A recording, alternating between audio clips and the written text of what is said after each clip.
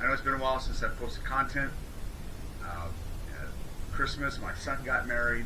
I went to Texas to see that. 4 years old, he finally got married. Thank you, Jason. Thank you, Lord.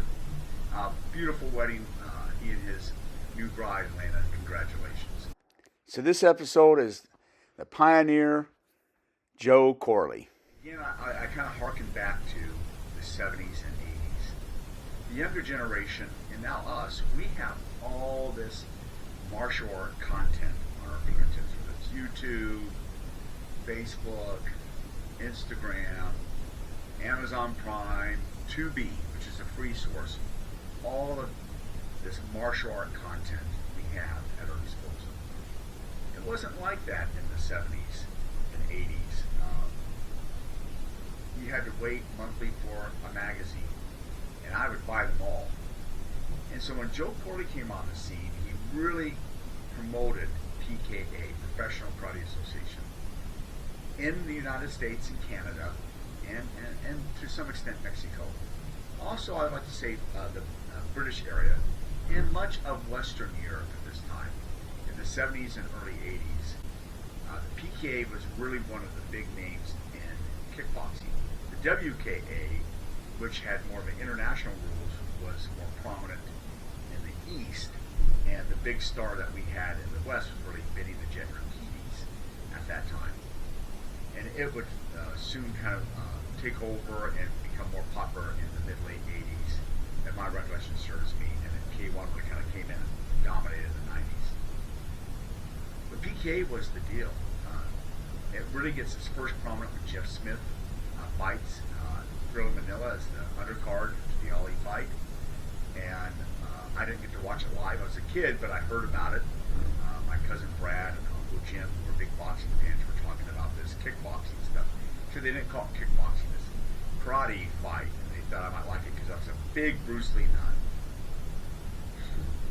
When I was a kid, I was a huge Bruce Lee nut. And so Bruce Lee, my whole story arc of life, has been my favorite martial artist.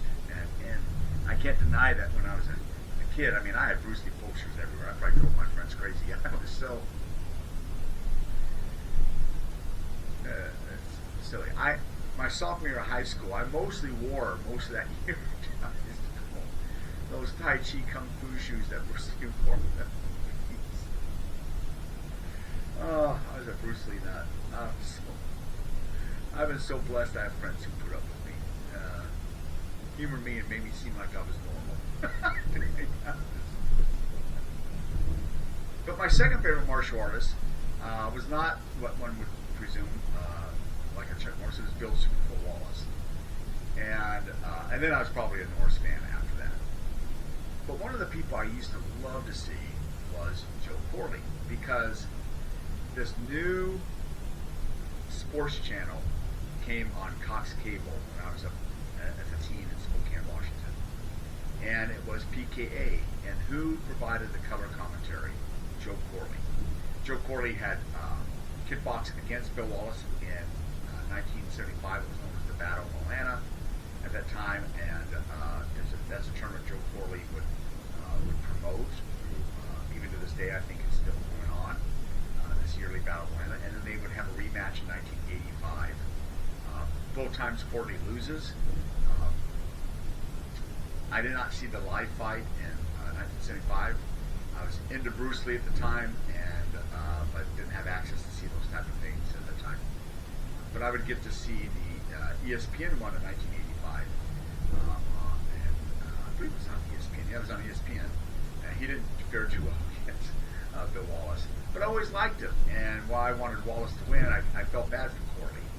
Because when I was a kid, I couldn't wait when I was a teen, I should say kid, I was a teen, for the PKA fights. You know, and at the time they got Terry Alt and Biggs, and they got Magic Cliff Thomas and Paul Vizio and Gordon Franks. All these people I was fans of. And then there'd always be this intermission, for lack of a better word, where Joe Corley would do the kick of the night, or the technique of the night. And he would show how to do a front kick, or a side kick, or spinning back kick, or jump spinning back kick. And on one of them, they had Gordon Franks do this jump spinning back kick. And I loved watching these people fight. Many of them were so good, and they could box and punch. Now, many of them at this time, there's this transition period, and Corley has spoken about this too, where in the early days, so many of them could box, they just swung their hands, and Joe Louis was a really good boxer. But as many of them became better boxers, and they were good kickers, they could do really well. And I remember during this time period, seeing the early stages of Don the Dragon Wilson, when he was just a middleweight.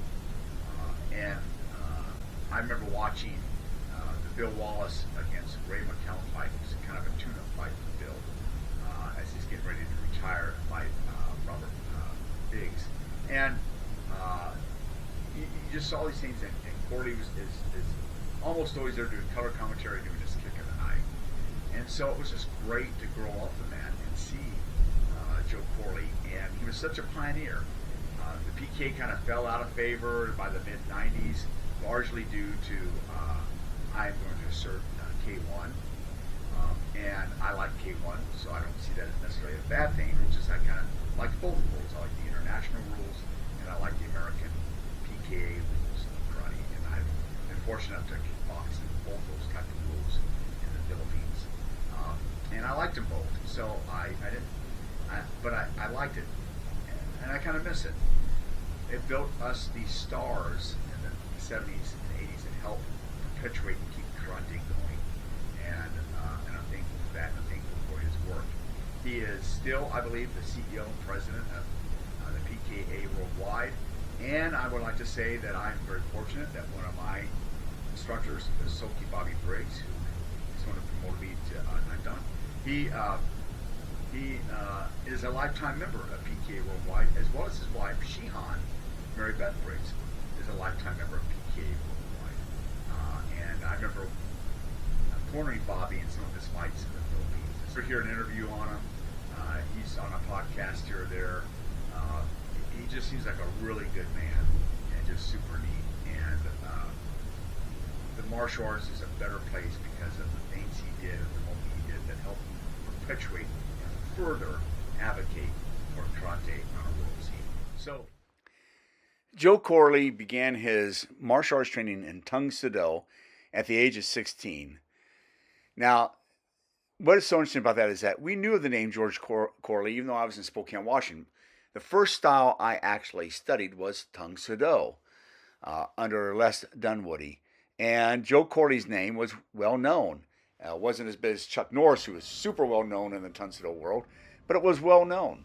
At 19, he earned his black belt from Master Kim Dae-sik, and together with Chris McLaughlin, they opened up the first full-time martial arts studio in Atlanta in 1967. Now, if I remember correctly, Joe Corley started training in 1963, and he would open up first martial arts studio in Atlanta in 1967. He won the National Grand Championships in 1979, 1981, and 1982, the Southwest Grand Championships in 1977, and the Southern U.S. Open in 1987 and 1982. Corley also founded the Joe Corley's American Karate System in 1972, and he has done so much for the world of martial arts, particularly, as I've said in my opening, the Professional Karate Association. He worked with fellow martial art promoters like Glenn R. Kinney and Jerry Pennington, build the careers of so many of these fighters by giving them the exposure they so well deserved. He was featured multiple times in Black Belt Magazine, and he was considered Man of the Decade by Official Karate Magazine, and he was inducted into the Black Belt Magazine Hall of Fame as Man of the Year in 1998.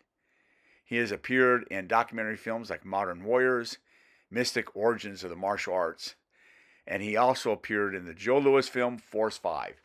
And he was friends with Joe Louis, Jeff Smith, and Bill Wallace, who were really the three pillars of PKA in its early days. In June 2016, Master Corley was promoted to rank of 10th Dan by the Professional Karate Commission. The certificate was presented by Grandmaster Glenn Kinney, who was president of the PKC, along with Grandmaster Alan Steen, and was also approved by Grandmasters Pat Johnson and J. Pat Burleson. I have been fortunate enough to meet Pat Burleson back in 2013 in Fort Worth at a Masters Hall of Fame event. In 2017, Grandmaster Corley was featured on the cover of Who's Who in the Martial Art Legends edition, along with Grandmasters Bill Superfoot Wallace, Jeff Smith, and Bill Clark. He was prominently featured in the Lifetime Achievement section. In the 70s and 80s, PKA was the big kickboxing televised format for us in the United States and Canada. And it produced such great stars for us to watch. And so I'm so thankful for what he's done in the martial arts community all these years. Championship is Joe Corley, who fought Superfoot Wallace in 1975 for the title bout. Now, very quickly, what are some of the rules that we're going to have to really look at as we start the fight? Well, as you know, both fighters can punch and kick. Each fighter will have to throw 8 kicks per round, and they all have to be above the belt. And we might indicate that this foot pad is very instrumental in the fight. That's right. The foot pad weighs about 4 ounces. It covers the top of the foot, not the bottom of the foot.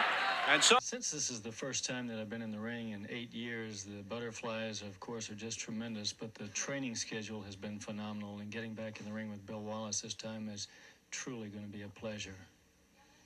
There are a few unanswered questions the last time we fought, back in 1975. No ropes, a knockdown into the round, some other discrepancies. Tonight, we'll clear the air. These guys know a great deal about one another.